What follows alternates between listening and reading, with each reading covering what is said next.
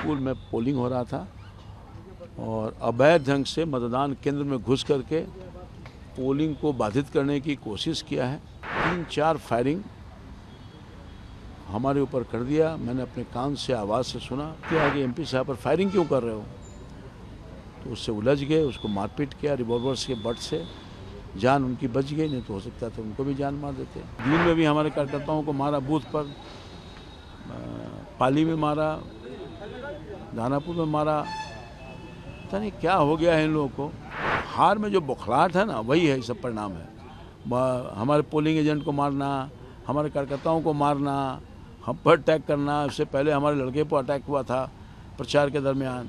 दोपहर के समय में जानकारी मिली कि वहाँ के स्थानीय विधायक रेखा देवी जी गई हैं वहाँ तिनेरी बूथ पर। यहाँ स्कूल में पोलिंग हो रहा था और अवैध ढंग से मतदान केंद्र में घुस करके पोलिंग को बाधित करने की कोशिश किया है। स्थानीय ग्रामीणों ने, आम जनता ने उसका प्रोटेस्ट किया, हंगामा हुआ। उस हंगामा के बारे में जानकारी के लिए मैं गया था, मगर वहाँ जाने के बाद जब मैं निकल करके एक दूसरे गांव में जा रहा था तो वहाँ पर पहले से लोग इकट्ठे थे। पता नहीं कैसे उनको मालूम था क्या था, और 3-4 फायरिंग हमारे ऊपर कर दिया। मैंने अपने कान से आवाज़ से सुना। मैं फिर आगे बढ़ गया, मैं रुका नहीं वहाँ, आगे बढ़ गया। चूँकि मेरे पास कोई उतना सुरक्षा कर्मी एक्स्ट्रा तो था नहीं, 2 ही कर्मी रहता है मेरे पास।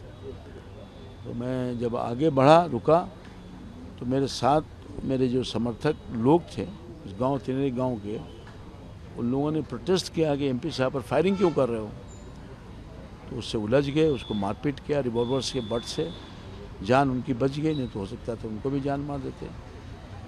यही है, घटनाक्रम दुखद है। हम तो कभी सोच भी नहीं सकते थे।